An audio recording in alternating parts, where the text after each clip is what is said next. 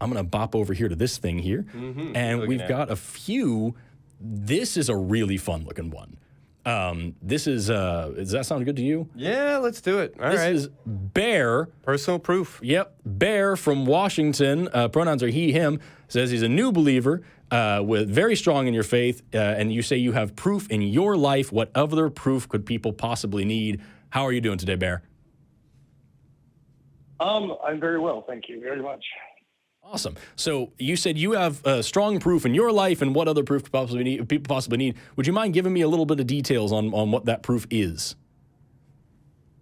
Well, I was baptized Catholic and maybe went to church probably, 15, 20 times in my entire life. And now I'm 56 years old. Got a very successful career, but basically my life just kind of fell apart. And I was using drugs, very promiscuous, very centered around myself and greed and Bear? everything. And then, Bear?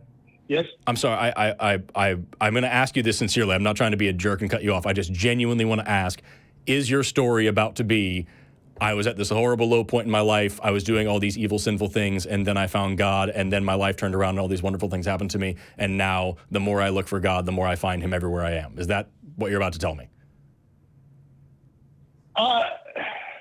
That's part of it. Okay, because that's what we get a lot. So, I just want, if we can skip through that, like I said, I'm not trying to be rude to you. If there's a part in there that's really significant and you want to tell us, that's fine. But that story is so frequent that, we hear it. So if there's something else beyond that you want to give us, awesome. If not, we can talk about that. Okay. So a lot of people have this experience. Oh, yeah. So, we talk about people, and I've listened to you guys quite a bit, and in my own faith journey, because how can any of this be true? And it's faith and it's doubt. So I've experienced a lot of faith, and I've also experienced a lot of doubt, because there's the big question of evil. There are all these other things that happen as well. I've had the evidence in my life. It sounds like a lot of you who have been on here have had experiences with the church before and have left the church. Now, I'm new in it. I've had my evidence, but what is the evidence? What kind of evidence would it take for people who have left the church to come back to it, do you think? And what evidence did you find that actually made you lose your faith? You want to go first? Yeah, no, there's a lot of moving pieces there. As far as evidence for atheism, I guess, what experience led most of us to leave? I mean, everybody's going to have their own story, their own experience, but really it comes back to the question of lack of evidence. Right? It's much harder to prove a ridiculous claim like, hey, there is this immortal person in the sky who runs every aspect of your life, but you can't see him. But when good things happen, you need to thank him. But when bad things happen, that wasn't him. That was probably your fault because you weren't doing what he said to do. And then there's no way to prove any of this. So it's just like this internal operating system that you're seeing the entire world through. That kind of needs some evidence. That's the type of thing that you start to feel really weird about, and you start asking those questions. So, I think every atheist, or really every person who has left a religion, oftentimes that is a challenging and traumatic experience. So people are going to have their own personal stories and the experiences for them that help them to motivate and change and see through some of the shame and guilt and other things that might cloud up their thinking. But really, it just comes down to, because there is no evidence for God. Yeah, I think that's, I was never Christian by any means, but I was sort of quasi half-ass spiritual for a little while. And I think the thing that really did it for me, the thing that changed my mind and caused me to drop all of that, was that I just realized that I had a completely different set of rules, logical rules and moral rules for thinking about that than I did for literally anything else. So yeah, I've been a big fan of science my whole life. It's why I got into it as a academic study and as a career. I had a completely different way of judging evidence and of demanding evidence for things like, say, the speed of light or what a black hole is or how evolution works or any other thing than I did when I talked about ghosts because I believed in spirits for a long time, and I believed in, you could draw a circle on the ground and burn some certain herbs and you would have good luck all week. And I had a totally different way of thinking about that. And as soon as I applied the same logical and moral rules that I applied to anything else ever to these things, they fell apart. Well, that's interesting, and I thank you very much for your observations and what you think there. And I'm probably going to piss off a lot of Christians by saying this too, because I don't. We do that every day. We're happy to have it on. But I don't think because all the good things happen to me, it's because of God, and when the bad things happen to me, it's because of the devil, or that I didn't do something God wanted. I think God is in charge of both. I think he sends out the bad things as well. Right. So this is something we've heard a lot. And I guess what I would ask you is, well, two things actually.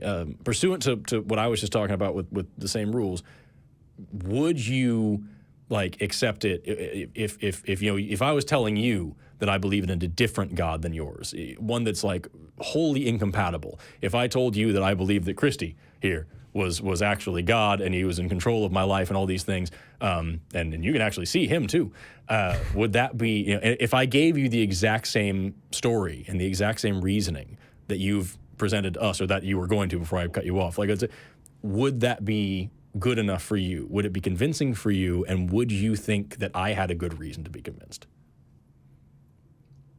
Well, ironically, I would ask for proof too. Yeah. I mean, I can, in the same way that you've pointed to your own life, like I could point to people I've worked with as a therapist who maybe changed their relationship with alcohol and other drugs, who maybe, got their family life in order because of our work together. Like I have miracles that I can show you.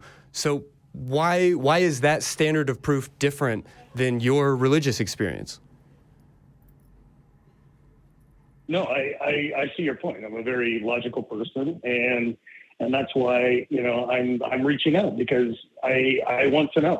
If I'm going to believe in this faith, I want to be sure about what I'm believing in.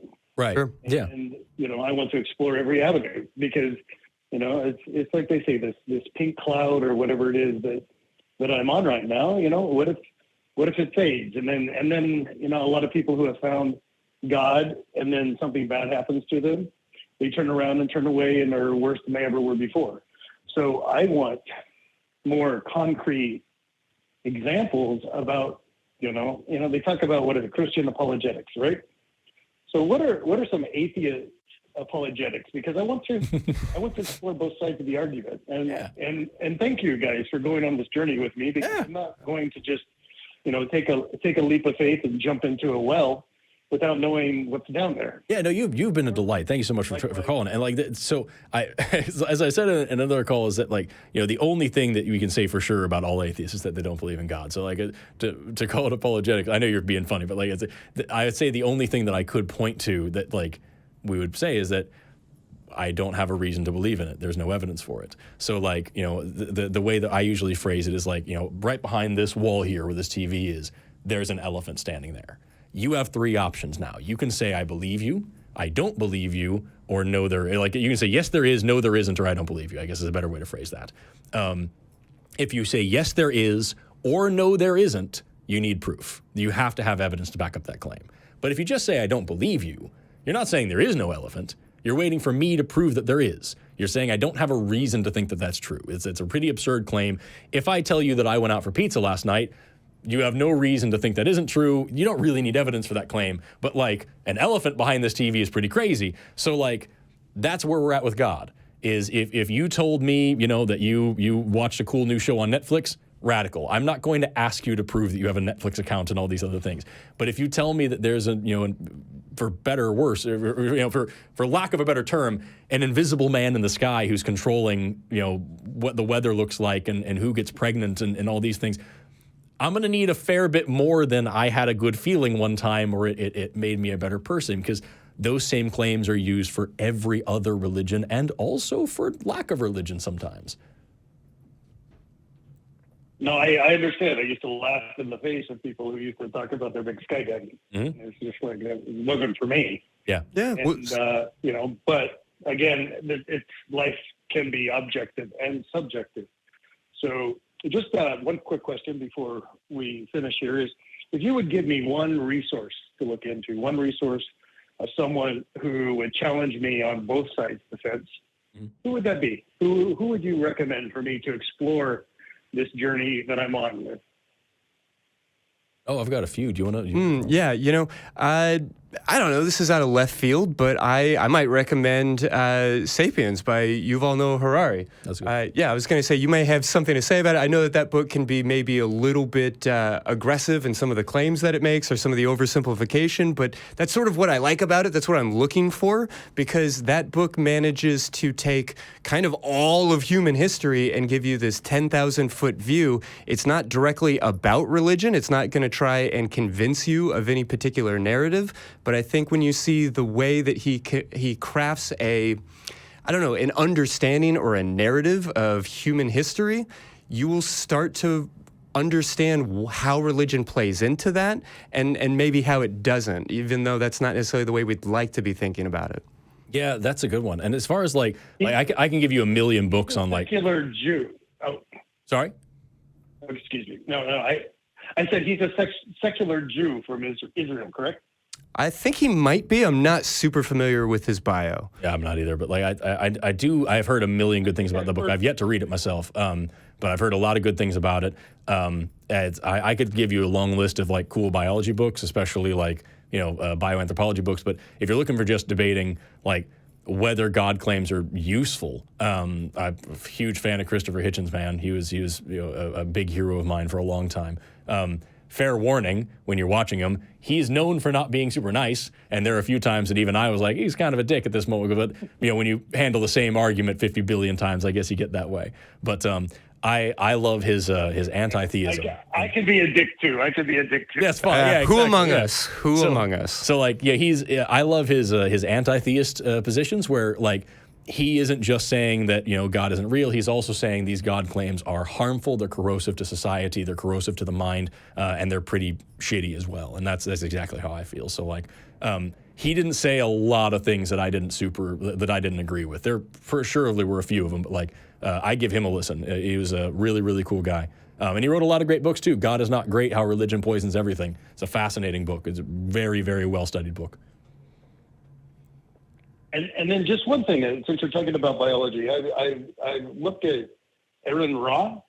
Aaron Ra, yeah. An atheist.